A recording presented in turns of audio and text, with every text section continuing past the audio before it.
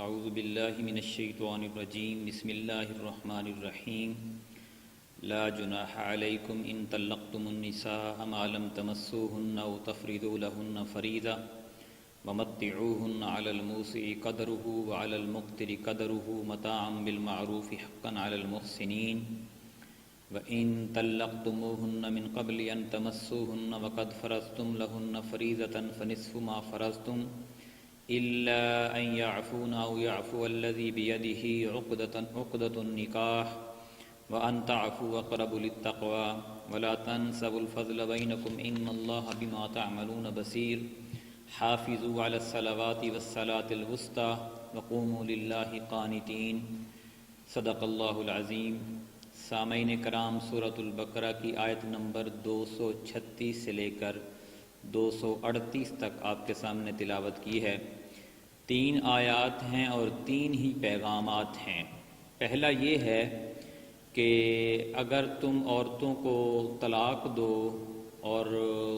ہاتھ نہ لگایا ہو، ان کے ساتھ کوئی تعلق استوار نہ کیا ہو اور مہر بھی مقرر نہ کیا ہو، تو طریقہ یہ ہے کہ ان کو کچھ خرچہ دے دو اور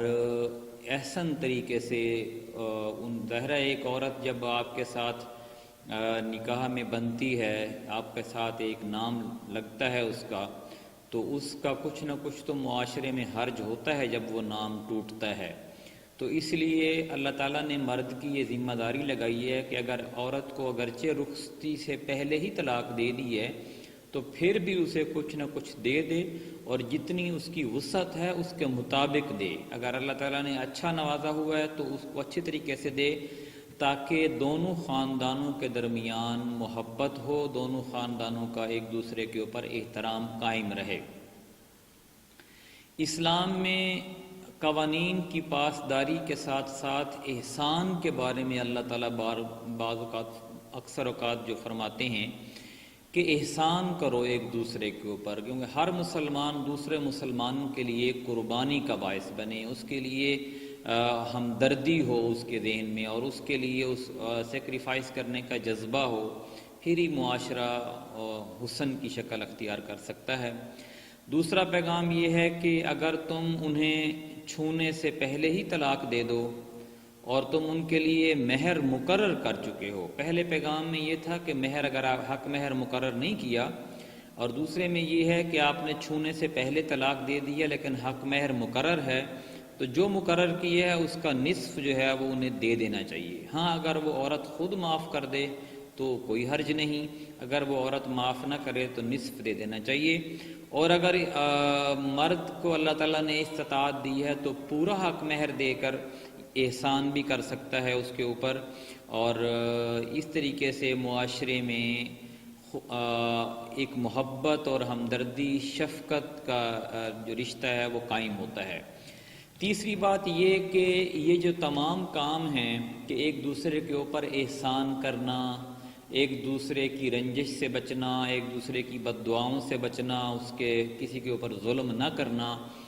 یہ اسی صورت میں پیدا ہو سکتے ہیں جب آپ اللہ کا خوف رکھتے ہوں، جب آپ کے اندر اللہ کا خوف ہو اور اس کی فرما برداری کا جذبہ ہو۔ اور اللہ کا خوف اور فرما برداری اسی وقت پیدا ہوتی ہے جب آپ اس کے در پہ روزانہ جھکتے ہوں۔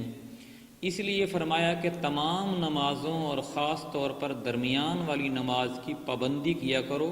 اور اللہ کے سامنے عاجزی سے کھڑے رہا کرو۔ کہ ان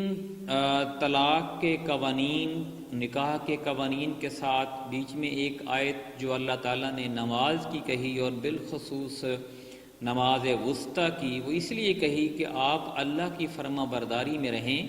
اس کے ذکر میں اور اس کی نماز پڑھتے رہیں۔ یہی ایک طریقہ ہے کہ آپ کی زندگی سے، آپ کے ہاتھ سے کوئی ظلم نہیں ہوگا کسی کے ساتھ۔